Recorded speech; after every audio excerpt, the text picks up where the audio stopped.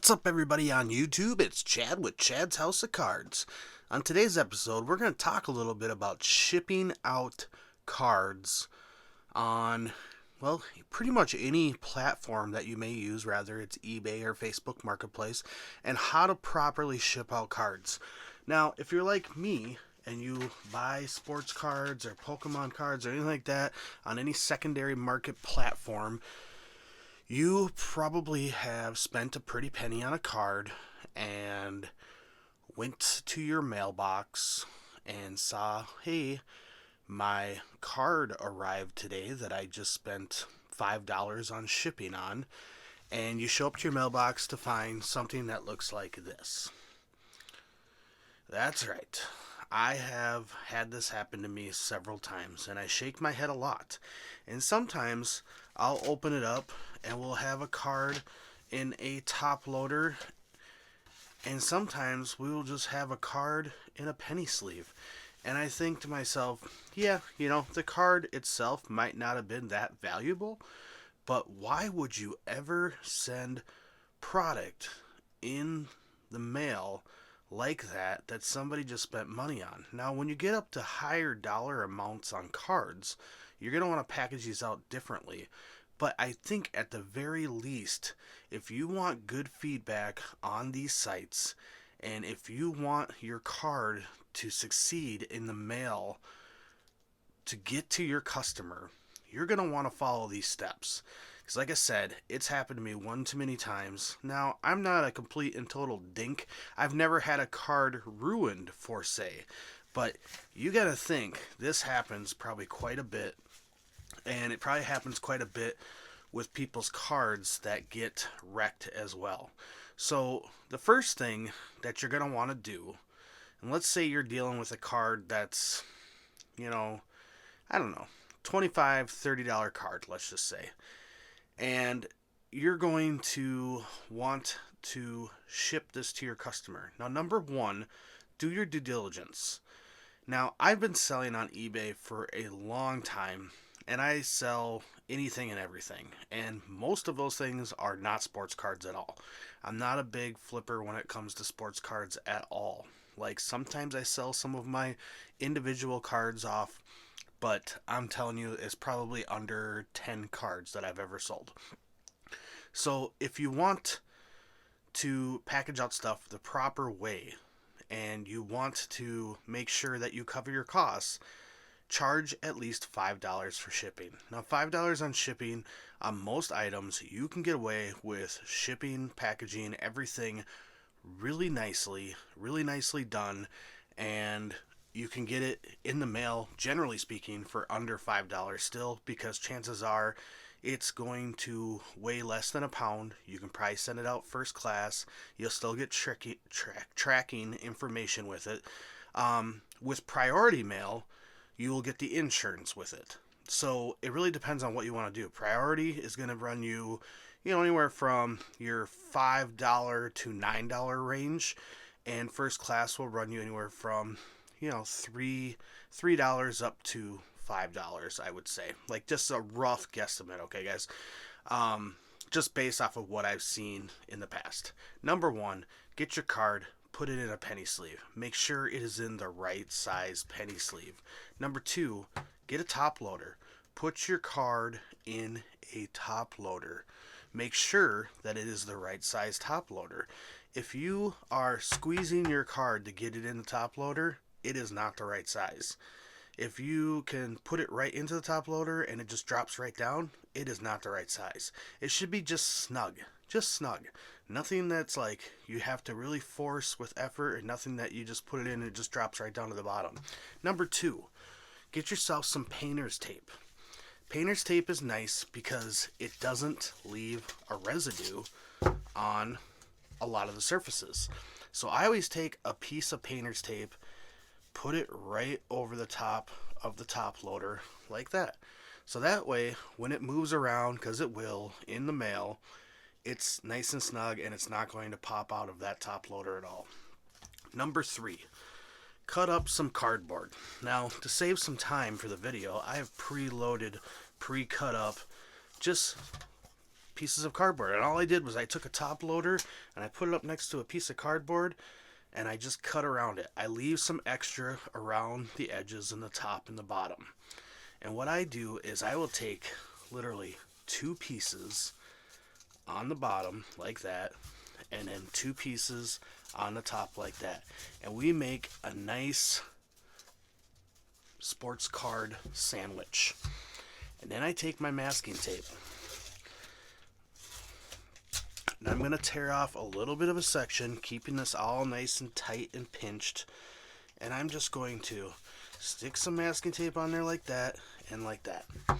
Then I'm going to do this 3 more times around every edge. Boom.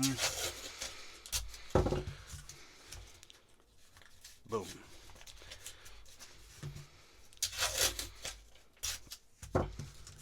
So far on shipping, you're in it for the cost of a penny sleeve, a top loader, some masking tape. You can go, probably most towns have recycling bins that you can throw out your cardboard in. You can grab a cardboard box out of that and cut it down for free. Masking tape, you get a pretty good size roll for $4 bucks.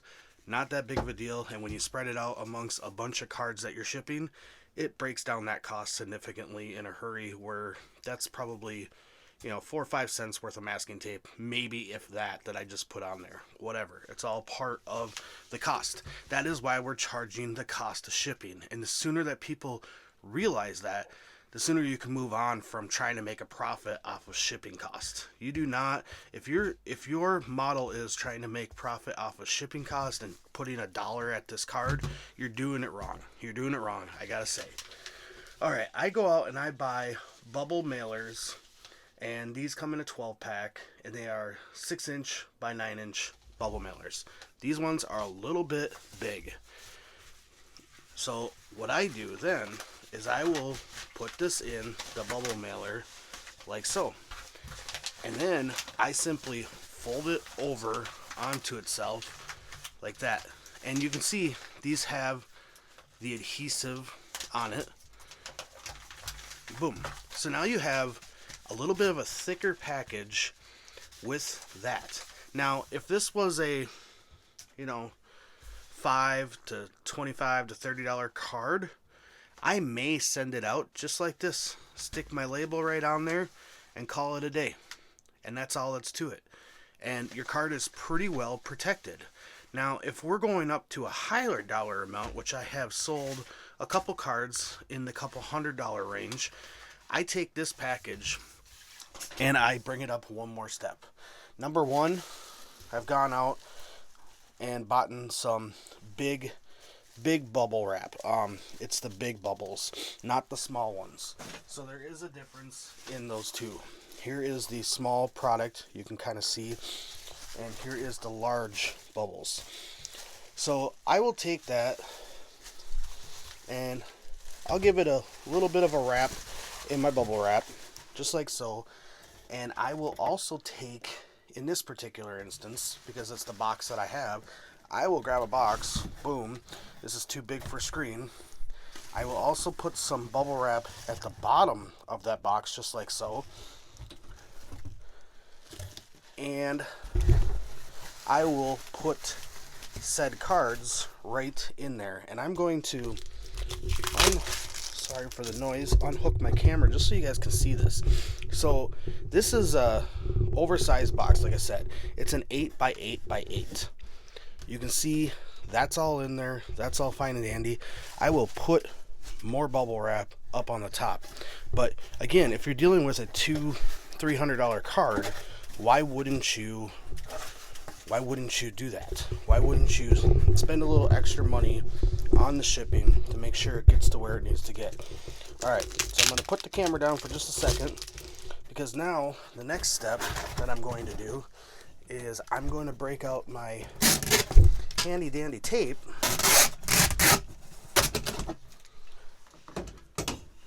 Boom. And I'm going to tape off the box. Okay? Put your label right up on top. No big deal. Slap that in the mail. Guarantee. I'll grab my scale right now. This is going to be definitely under a pound, probably under 5 ounces at least. Come on, scale. All right, it's coming on. Put our box up on there. Okay, so it's 8.8 ounces. So this can go out first class mail. Would not be an issue whatsoever. And it is going to safely and securely arrive at your customer. And the nice thing is that once it gets there, because all of these customers, I can pretty much guarantee, have had an experience or 12 with what I described at the beginning of the show, which was this right here showing up in their mail. And they're going to be really happy at the fact that you took the time and you spent some, a little bit more money to ship that out, to ship it out properly, and to make sure that it arrives the way that they wanted the card to arrive. That's important. You want to get good feedback, that's what you do. You want your cards to arrive securely, that's what you do. Now, I'm not saying that your card still, that box could fall off of a truck, it could get ran over by a forklift. There's a million things that could go wrong when we're dealing with United States Postal Service or FedEx, stuff that is not their fault, stuff that is their fault. There's a million things that can go wrong still. But that significantly reduces it down from just going out to your mailbox and getting this that is all bent up or whatever and is only in a penny sleeve. So there it is. That's my tutorial on how to properly ship out your sports cards and get successful feedback, ratings, and everything on eBay and on Facebook Marketplace and have happy customers. If you guys like this content, please go ahead and hit that like button and hit the subscribe button for more videos coming your way on this type of topic. And please check out my channel. I have lots of breaks of sports cards and top 10 lists of value-wise of what you're seeing out there in the sports card market right now.